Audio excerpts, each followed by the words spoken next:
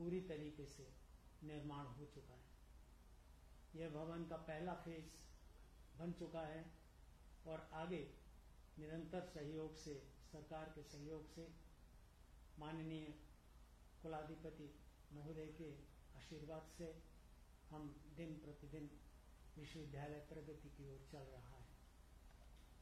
मैं इस क्रम में ये भी बताना चाहूँगा कि हमारा ये जो विश्वविद्यालय है, यह एक नई दृष्टि से नई ऊंचाइयों को पहुंचने के लिए जो हमारा अधोसंरचना का कार्यक्रम पूरा हुआ है, उसके पश्चात अब जो गुणात्मक परिवर्तन अकादमिक दृष्टि से है, उस पर हमारा पूरा फोकस है। वैसे वर्तमान में हमारे यहाँ 60 पाठ्यक्रम संचालित हैं। इस बार हमने एक विशेष प्रयोग किया है कि स्वरोजगार से जुड़े हुए जितने भी पाठ्यक्रम हैं, विशेष तौर पर प्रधानमंत्री रोजगार योजना के तहत, माननीय मुख्यमंत्री रोजगार योजना के तहत, मूक्स के द्वारा और स्टार्टअप के जितने भी कार्यक्रम हैं, उनमें से अधिकांश कार्यक्रमों को हमने अपने विश्वविद्यालय के पाठ्यक्रम में शामिल किया है और ऐसी संभावना व्यक्त की है कि हम लगभग इसमें 15,000 के करीब विद्यार्थियों को आकर्षित करेंगे और उन्हें 6 माह का, 1 वर्ष का पाठ्यक्रम उपलब्ध कराएंगे ताकि वो अपना रोजगार उपलब्ध कर सकें, प्राप्त कर सकें। यह हमारे लिए बड़े सौभाग्य की बात है कि अकादमिक उन्नयन की दृष्टि से भी हम अपने प्रदेश में हिंदी विश्वविद्यालय ने जो कीर्तिमान स्थापित किया है बहुत कम समय में, यह हम सब लोगों के लिए अनुकरणीय है और अन्य देशों के लिए भी। मैं इसी क्रम में चाहूँगा कि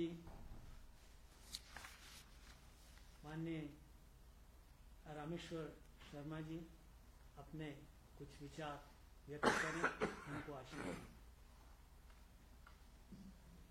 आज के हमारे कार्यक्रम में हिंदी विश्वविद्यालय के भवन के लोकार्पण के अवसर पर मध्य प्रदेश और उत्तर प्रदेश के महामहिम राज्यपाल माननीय आनंदीबेन, हम सबके लाडले नेता और जिनकी कल्पना से मध्य प्रदेश में हिंदी विश्वविद्यालय का जन्म हुआ और ऐसे हिंदी के प्रोधा या हिंदी के सेवक जिन्हें राजनीतिक मंच से लेकर विश्व के पटल पर हिंदी के नाम को सर्वोच्च स्थान दिलाया, श्रीमान अटल बिहारी वाजपेयी जी के नाम से ये हिंदी विश्वविद्यालय आज अगर यहाँ मूर्ति रूप ले रहा है तो इसमें मध्य प्रदेश के मुख्यमंत्री आदरणीय शिवराज सिंह चौहान जी का बहुत बड़ा योगदान है।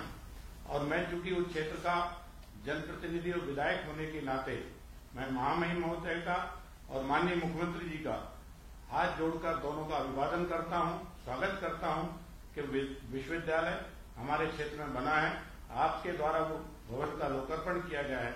मैं आप सबको बहुत बहुत धन्यवाद देता हूं। इस अवसर पर हमारे पीएस महोदय, उच्च शिक्षा आयुक्त महोदय और आदरणीय बीसी सर रामदेव भारद्वाज जी और हमारे लाडले नेता उच्च शिक्षा के मंत्री मोहन यादव जी भी यहाँ पर हैं।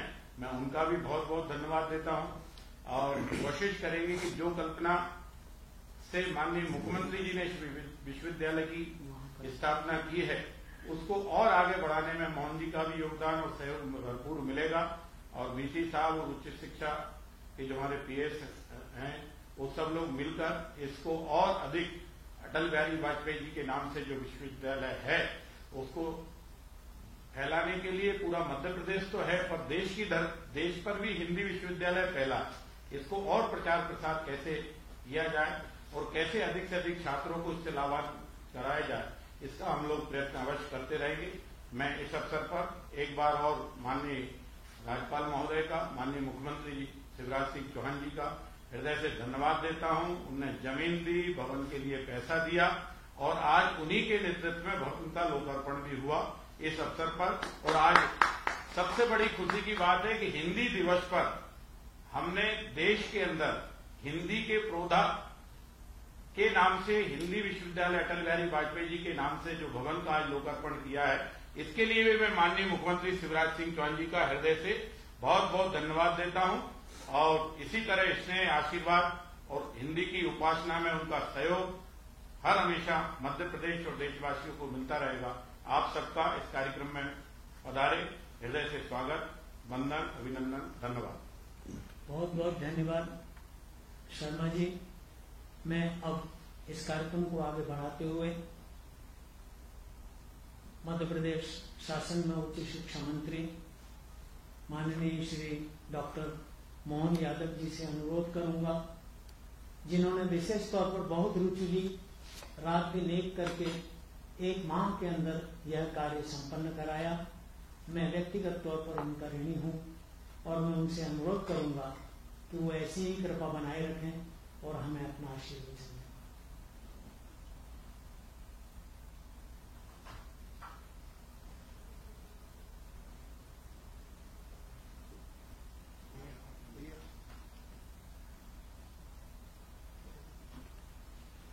माइक मोहन जी आवाज नहीं आ रही, माइक ऑन।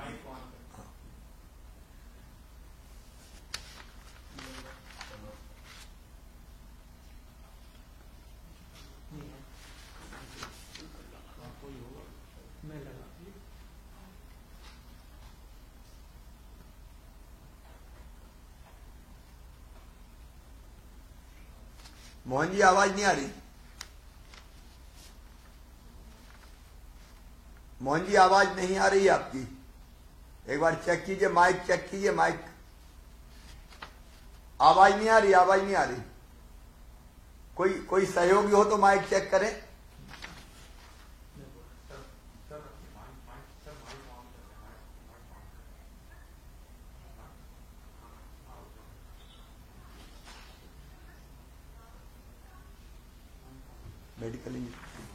मेडिकल काउंसिल ने तो मना कर दिया और इंजीनियरिंग की 600 पुस्तकें हमने अनुवाद करा दी। हेलो, उनको बता दो नोट कर रहा हो, उसके चालू करा, वो पर्टिकुलर बताओ। कौन देख रहा है? मैं सब मत लगाए, एक लगाए।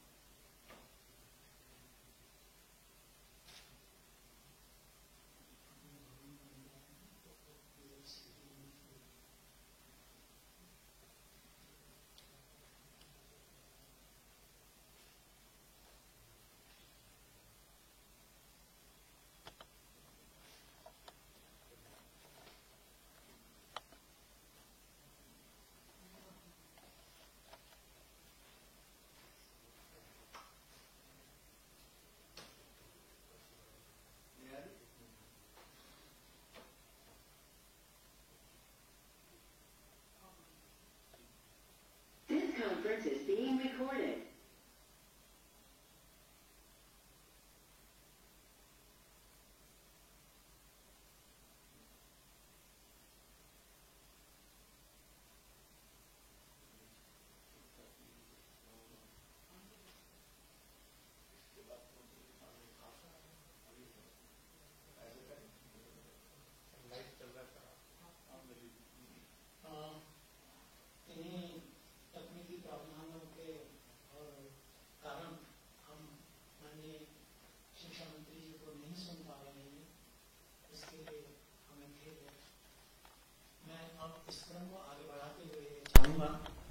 कि हमारे प्रदेश के यशस्वी मुख्यमंत्री माननीय शिवराज सिंह जी चौहान, जिन्होंने परिकल्पना की, स्वप्न देखा, आज वो साकार हुआ है। इस अवसर पर हमें आशीर्वचन प्रदान करें तथा विश्वविद्यालय के लिए एक आगामी रूपरेखा भी दें, जिसके अनुरूप हम आगे अपनी कार्य योजनाओं को गति प्रदान कर सकें। माननीय मुख्यमंत्री श्रीमान अटल बिहारी वाजपेयी हिंदी विश्वविद्यालय के नवनिर्मित भवन के लोकार्पण कार्यक्रम में हमें आशीर्वाद देने पधारी, इस कार्यक्रम की अध्यक्षता कर रही उत्तर प्रदेश और मध्य प्रदेश की महामहिम राज्यपाल, हमारी प्रेरक, मार्गदर्शक और विश्वविद्यालय की कुलाधिपति श्रद्धेय आनंदीबेन पटेल जी, विधानसभा के प्रोटेम स्पीकर आदरणीय श्री रामेश्वर शर्मा जी, उच्च शिक्षा मंत्री मध्य प्रदेश सरकार के, हम उन्हें अभी सुन नहीं सके तकनीकी कारणों से, लेकिन पूरी क्षमता के साथ कार्य में जुटे हुए श्री मोहन यादव जी, सम्मानीय विष्णुदत्त शर्मा जी,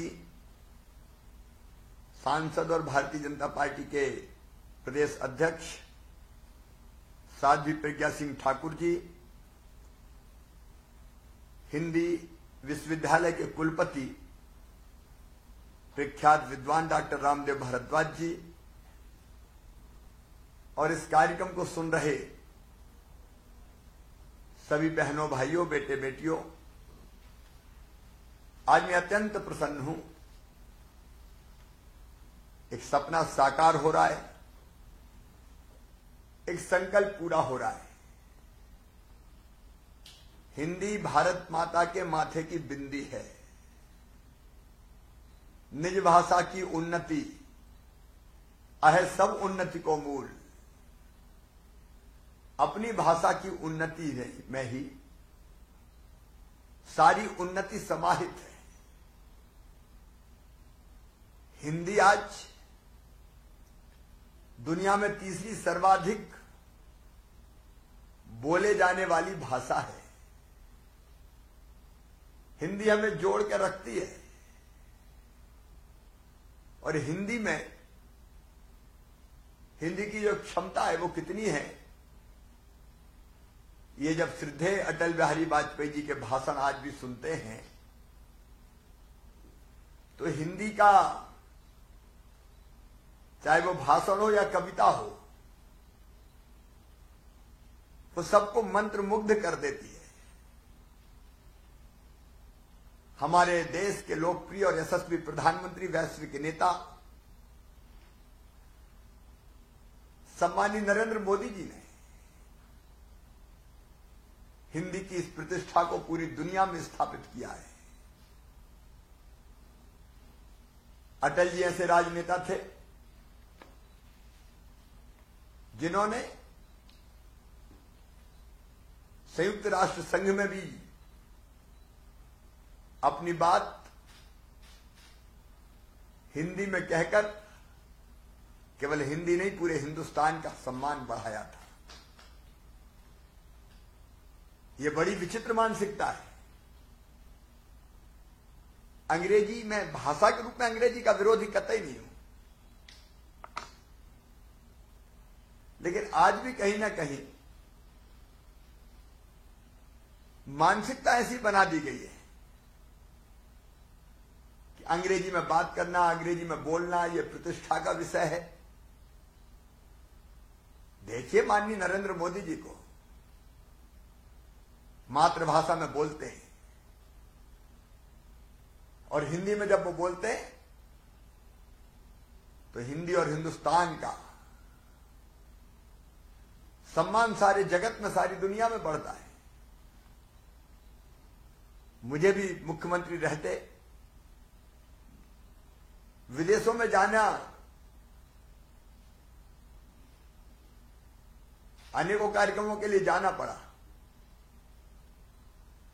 मैंने नहीं देखा कि अंग्रेजी में अगर आप नहीं बोलते तो कहीं कोई कमी है, बल्कि हम हिंदी में बोलते तो हमारी इज्जत बढ़ती है।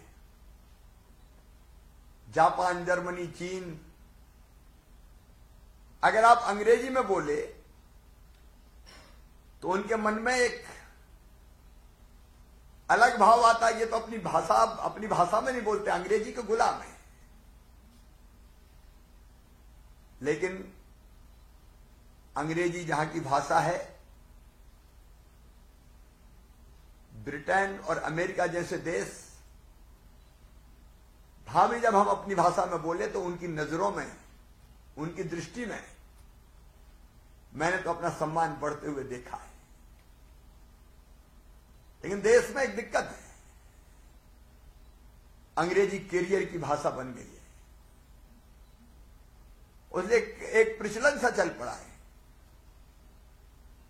कि अंग्रेजी नहीं सीखेंगे तो फिर कुछ बनेगा नहीं। मैं दावे से कह सकता हूं, जब चीन में चीनी भाषा में पढ़ाई हो सकती है, जर्मनी में जर्मन में पढ़ाई हो सकती है, जापान में जापानी में पढ़ाई हो सकती है,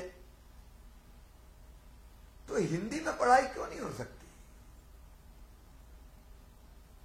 जब मैं संसद का सदस्य था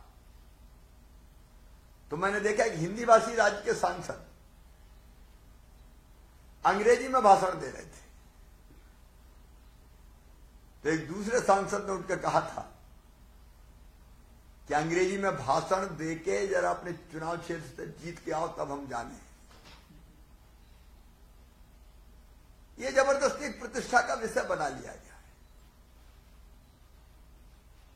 और इसलिए मध्य प्रदेश में हमने अपनी मातृभाषा में, हिंदी भाषा में, राष्ट्रभाषा में कैसे पढ़ाई सब विषयों की हो, इसका प्रयोग प्रारंभ किया और उसी के लिए हिंदी विश्वविद्यालय की स्थापना हुई। और हिंदी विश्वविद्यालय का नाम भी सीधे अटल जी के नाम पर रखकर हिंदी के प्रति जो उनके मन में स्नेह भी था और आदर भी था, उस भाव का आदर किया। यह महज एक कर्मकांड नहीं था विश्वविद्यालय की स्थापना, उसके पीछे एक सुविचारित सोच, हिंदी में कैसे सब विषयों की पढ़ाई हो। मैं जब भी ग्रामीण क्षेत्रों में जाता हूं, मैं देखता हूं बच्चे मेधावी है, प्रतिभाशाली है, क्षमता की कोई कमी नहीं है, बुद्धि की कमी नहीं, प्रतिभा की कमी नहीं, लेकिन कई बार अंग्रेजी नहीं आती उतनी अच्छी, तो मन में एक हीन भावना सी आती है। देखिए, अपनी मातृभाषा में अगर हम शिक्षा प्राप्त करें तो ज्यादा गहराई से, अच्छे ढंग से हम विषय को आत्मसात कर पाते हैं, समझ पाते हैं। दूसरी भाषा में पढ़ने के लिए पहले उस भाषा को समझने का बोझ हमारे दिमाग पर होता है, पहले उस बोझ को हम सहन करें और फिर विषय की पढ़ाई करें। अगर सब विषयों की शिक्षा, जिसमें चिकित्सा और अभियांत्रिकी जैसे विषय भी शामिल है, हिंदी में होने लगे तो गरीब परिवारों के, ग्रामीण परिवेश के हमारे बच्चे चमत्कार कर सकते हैं। भाषा की कठिनाई है, नहीं आती अंग्रेजी उनको उतनी अच्छी, लेकिन कोई क्षमता की कमी नहीं है। और इसलिए ये प्रयोग हमने किया कि हिंदी में पढ़ाई हो, शिक्षा दी जाए। और मुझे आज बताते हुए प्रसन्नता है कि विश्वविद्यालय में योग की, पंचकर्म की,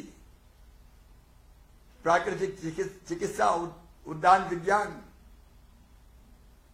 मत्स्य पालन इत्यादि के अनेक पाठ्यक्रम हिंदी भाषा में चलाए जा रहे हैं। इससे हमारी बच्चों की ग्रहणशीलता बढ़ती है। जितनी मेहनत वो विदेशी भाषा सीखने में करते हैं,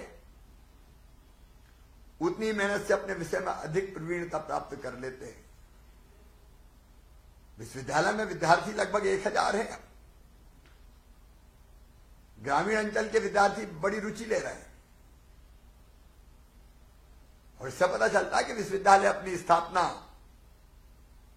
के उद्देश्यों में सफल हो रहा है।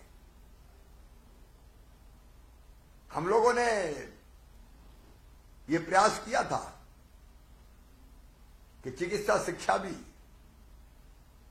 हिंदी भाषा में दी जाए, अभियांत्रिकी मतलब इंजीनियरिंग की शिक्षा भी हिंदी में ही दी जाए। अभी चिकित्सा परिषद से, मेडिकल काउंसिल से हमें अनुमति नहीं मिली थी, क्योंकि हमारे पास अपना भवन और बाकी व्यवस्थाएं उतनी बेहतर नहीं थी। हम एक बार फिर प्रयास करेंगे कि हमको चिकित्सा की शिक्षा हिंदी में देने की अनुमति हिंदी विश्वविद्यालय को प्राप्त हो। हमने अभियांत्रिकी विश्वविद्यालय में शिक्षा की अनेक पुस्तकें प्रकाशित की हैं। विद्यार्थी रुचिपूर्वक अध्ययन कर रहे हैं, लेकिन औपचारिक अनुमति इसकी भी हमको अभी लेना है। और ये सबसे बड़ा काम विश्वविद्यालय के सामने है, ताकि हम अपनी अनुमति लेकर हर विषय की पढ़ाई मातृभाषा में, हिंदी भाषा में कर सके। मैं ये भी चाहूंगा कि धीरे धीरे हिंदी का स्वरूप भी विकृत होता जा रहा है। मैं ये नहीं कहता कि रेल के लिए लोह पदगामिनी शब्द का उपयोग अनिवार्य हो। कोई शब्द बहुत प्रचलन में है तो हिंदी में इतनी क्षमता है कि उनको आत्मसात कर सके, लेकिन मूल स्वरूप विकृत भी नहीं होना चाहिए। अब ये भी अगर उत्तरदायित्व किसी का है तो वो हिंदी विश्वविद्यालय का है।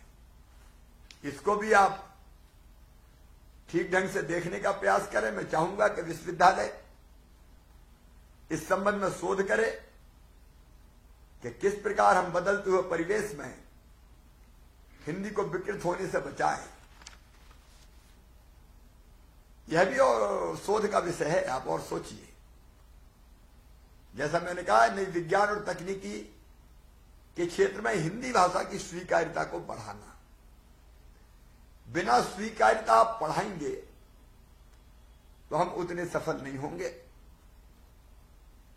लेकिन मुझे कहते हुए खुशी है और मैं आशा और विश्वास से भर जाता हूं जब मैं देखता हूं कि इन कमियों के बावजूद भी हिंदी का प्रयोग लगातार बढ़ रहा है। पिछले वर्षों में जो मुझे बताया गया, हिंदी सामग्री की खपत जो है 94% बढ़ गई है। अभी अनेक अच्छे पत्र पत्रिकाएं और समाचार पत्र हिंदी में निकल रहे हैं, उनका पाठक वर्ग भी बढ़ रहा है। देश विदेश में, विशेषकर विदेशों में, अनेक देशों में हिंदी पढ़ाई जा रही है और रुचि से लोग सीख रहे हैं। उसे मुझे पूरा विश्वास है कि दुनिया की तीसरी सबसे ज्यादा बोले जाने वाली हमारी अपनी भाषा हिंदी का भविष्य उज्जवल है। और मुझे पूरा विश्वास है कि विश्वविद्यालय जिस उद्देश्य से विश्वविद्यालय की स्थापना हुई है, उस उद्देश्य को प्राप्त करने में निश्चित तौर पर सफल होगा। और तब जब कुलाधिपति के रूप में हमारे पास महामहिम राज्यपाल श्रद्धेय आनंदीबेन पटेल हैं, जो खुद कल्पनाशील मस्तिष्क की धनी हैं और शिक्षा के क्षेत्र में गहरी रुचि उनकी। और मैं जानता हूं कि जब वो गुजरात की शिक्षा मंत्री और मुख्यमंत्री थीं, तब बेहतर शिक्षा देने में उन्होंने जो काम किया है उसकी पूरे देश में भूरी भूरी प्रशंसा होती है। और माननीय प्रधानमंत्री जी भी कई बार उसका उल्लेख करते हैं, तो उनका मार्गदर्शन हमें मिलेगा। डॉक्टर मोहन यादव जैसे हमारे कर्मठ उच्च शिक्षा मंत्री भी इस दिशा में कोई कसर नहीं छोड़ेंगे। मैं इस अवसर पर आपको बहुत बहुत बधाई देता हूं, आपकी कुलपति जी, आपकी और पूरी टीम को नए भवन की शुभकामनाएं। लेकिन इसकी आत्मा हिंदी है, तो केवल शरीर से काम नहीं चलेगा। अब हिंदी में सब विषयों की ढंग से पढ़ाई हो, बच्चों को सारी सुविधाएं मिले और हमारे बच्चे हिंदी माध्यम से पढ़ के और प्रगति करें और ये सिद्ध कर दें कि हिंदी भाषा अपने आप में संपूर्ण है, परिपूर्ण है। बहुत बहुत बधाई, धन्यवाद।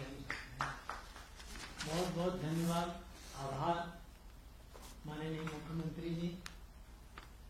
अब मैं इस कार्यक्रम की अध्यक्षता कर रहे हैं मध्य प्रदेश और उत्तर प्रदेश की महामहिम राज्यपाल, प्रदेश की कुलाधिपति आनंदीबेन पटेल जी से अनुरोध करूं। उसके पूर्व मुझे स्मरण आता है कि जब आपने यहाँ पर भार ग्रहण किया था, आज से 2 वर्ष पूर्व, हिंदी विश्वविद्यालय में घोर संकट और निराशा का वातावरण था। ऐसे संकट के क्षणों में आपने मुझे और विश्वविद्यालय को जो विश्वास दिलाया था कि यह समय आते जाते रहते हैं, आप मनोयोग से लगे रहिए। और आपने समय समय पर यथासंभव और अपनी सीमाओं से बाहर भी जाकर के हमारी जो मदद की, हमें आज इस योग खड़ा किया, उसका आभार व्यक्त करते हुए इस क्षण में आपको स्मरण करता हूँ और आपको आपके आशीर्वचन के लिए हम सबको मिले, इसके लिए मैं आपका आह्वान करता हूँ, आपको आमंत्रित करता हूँ। कृपया हम सभी को नई दिशा दें, विश्वविद्यालय की नई ऊंचाइयों की परिकल्पनाओं से हमको अवगत कराएं। हम तो सेवक हैं, आगे हम बढ़ेंगे, दिशा आपको तय करनी है, किस दिशा में हम जाएं। माननीय राज्यपाल महोदय।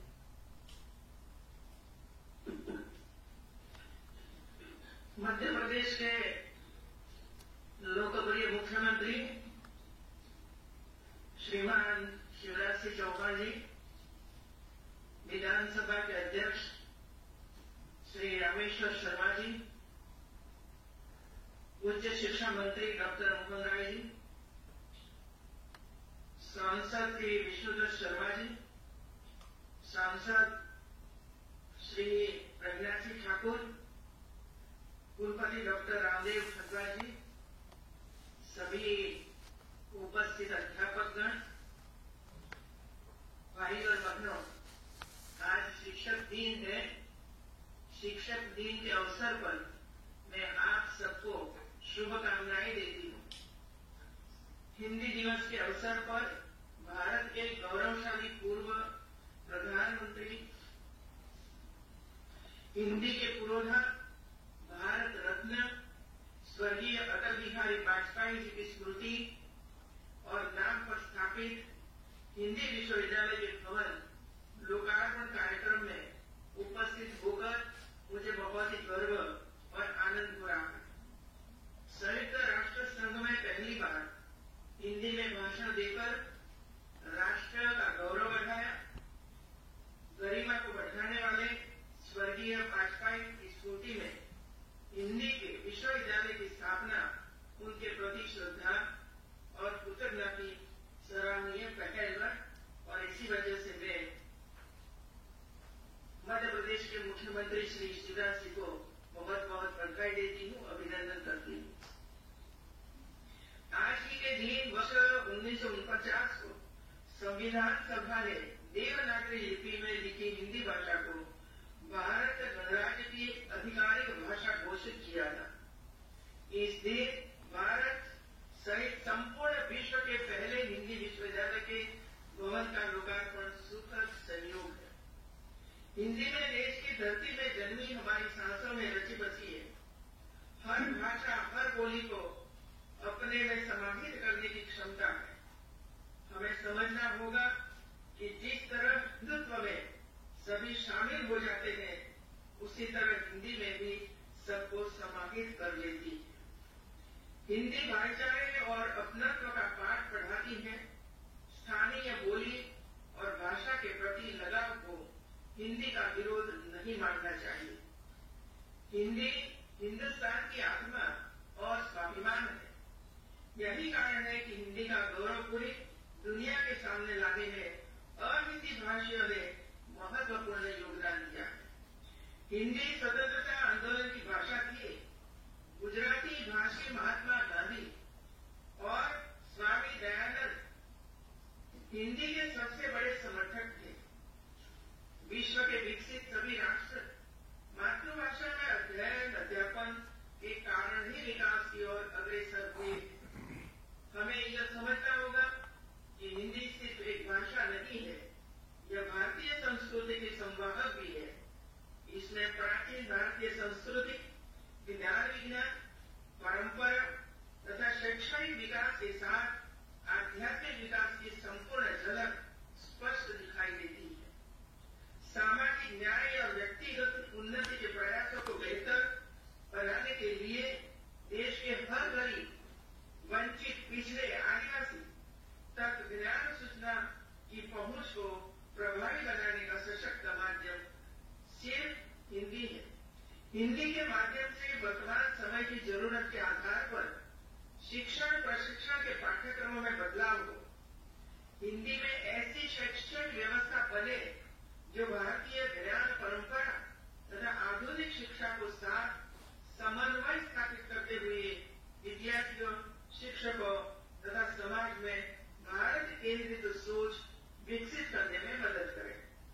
हिंदी विश्वविद्यालय में सामाजिक विज्ञान, कला, वाणिज्य, विज्ञान प्रबंधन, अभियांत्रिक विधि आदि के हिंदी भाषा में शिक्षण, प्रशिक्षण, शोध तथा प्रकाशन की आवश्यकताओं को पूरा करने का दायित्व है। मुझे विश्वास है कि विश्वविद्यालय ज्ञान के सभी क्षेत्रों को समाहित करते हुए निरंतर प्रगति के पथ पर आगे बढ़ेगा। देश और हिंदी के विकास में महत्वपूर्ण योगदान देकर भारतीय दर्शन और संस्कृति को अंतर्राष्ट्रीय ख्याति दिलाएगा। हिंदी का जिस तेजी से विस्तार हो रहा है, उसका भविष्य उज्जवल है। उसे सारी दुनिया की भाषा बनाने के लिए जरूरी है कि ई संचार माध्यमों के द्वारा संगोष्ठियों, काव्य पाठ एवं कार्यशालाओं के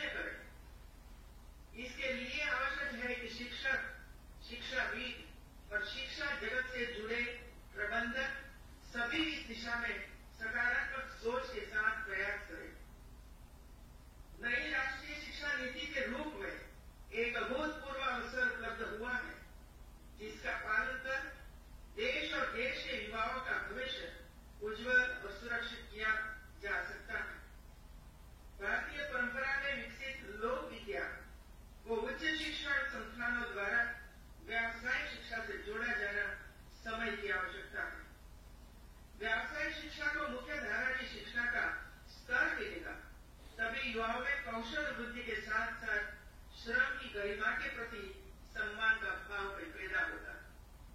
भारत की पहचान के साथ साथ हमारी अर्थव्यवस्था के लिए शिक्षा में भारतीय भाषाओं, कलाओं और संस्कृति के संवर्धन को विशेष महत्व दिया जाना चाहिए। विद्यार्थियों के शैक्षिक भ्रमण, सांस्कृतिक समुद्रा और विविधता वाले पर्यटन स्थलों पर जाए ताकि छात्र छात्राएं हमारे देश की बहुआयामी सभ्यता, संस्कृति, विज्ञान और साहित्य को समझ सके। प्रदेश के ऐसे स्थलों के विषय में अच्छी पाठ्य सामग्री विकसित कराने में विश्वविद्यालय को सहयोग करना चाहिए। पूरी दुनिया में तेजी से बदलाव हो रहा है। एक नई विश्व व्यवस्था नए रंग रूप और वैश्विक मानकों के साथ उभर रही है। इन परिस्थितियों में भारत को अग्रणी बनाने का प्रयास नई राष्ट्रीय शिक्षा नीति में किया गया है। प्रयास है कि 21वीं सदी में प्रतिभा और तकनीकी मार्ग का समाधान देने का सामर्थ्य और क्षमता हमारे देश में है। इसके लिए जरूरी सभी नीति, नियम और निर्देशन नई शिक्षा नीति में उपलब्ध है। नीति का सफल क्रियान्वयन कर शिक्षा व्यवस्था ही नहीं बल्कि पूरे समाज के दृष्टिकोण को सकारात्मक दिशा में बदला जा सकता है। शोध और शिक्षा के बीच एक के अंतर को खत्म किया जाए। महिलाओं, बालिकाओं और वंचित वर्ग की शिक्षा संबंधी अधूरी इच्छाओं को पूरा करने के नए अवसर व्यापक पैमाने और पटल पर विस्तारित किया जाए।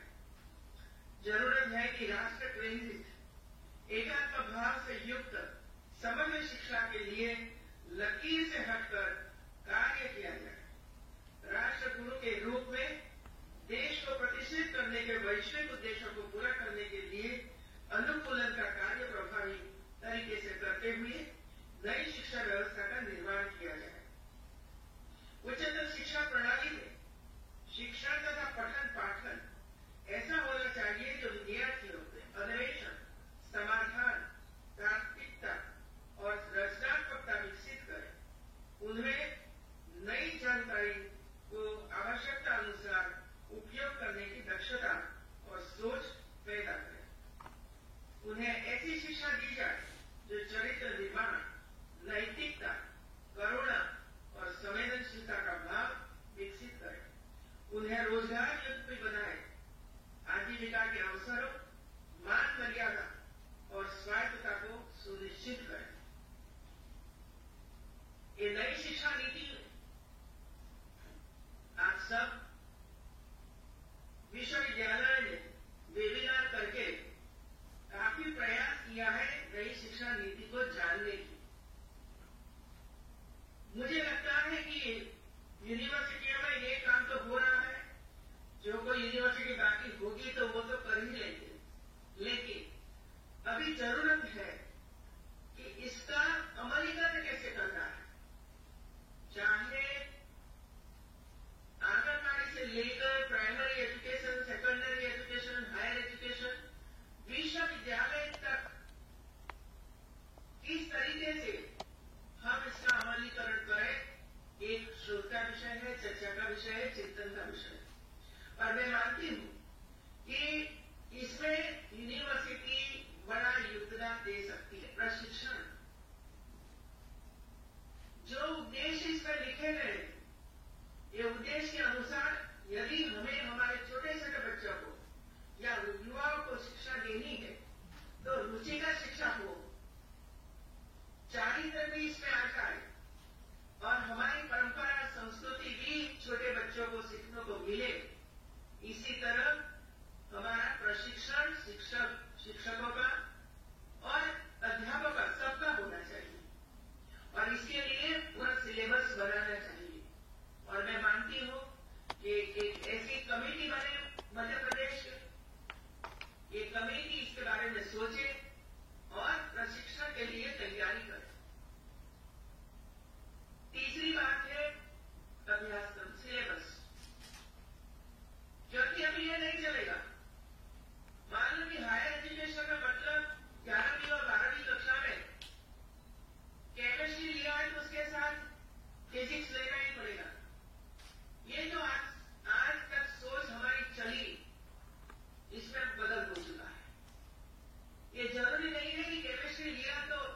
फिजिक्स लेना भी पड़ेगा, वो हिंदी भी ले सकता है, वो म्यूजिक भी ले सकता है, वो खेल में भी आगे जा सकता है।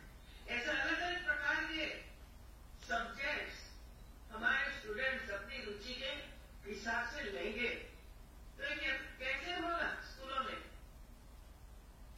और इसी वजह से सभी टीचर्स और अध्यापकों को तैयार रहना पड़ेगा कि यदि खेल का कोई विषय लेना है तो केमिस्ट्री पढ़ाने वाले लोगों को भी खेल के बारे में सोचना पड़ेगा और अभ्यास करना पड़ेगा, क्योंकि हमारा देश ऐसा देश नहीं है, हमारा देश गरीब है, और गरीब देश को इतनी अध्यापक कैसे लाएंगे।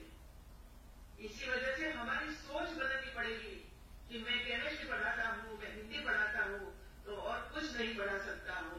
अरे हम तो पीएचडी हुए, एमए फर्स्ट क्लास था, एमएससी फर्स्ट क्लास है, गोल्ड मेडलिस्ट है, तो क्या हम दूसरे विषय नहीं सीख सकते हैं? तो ये सोच बदलने की आवश्यकता है।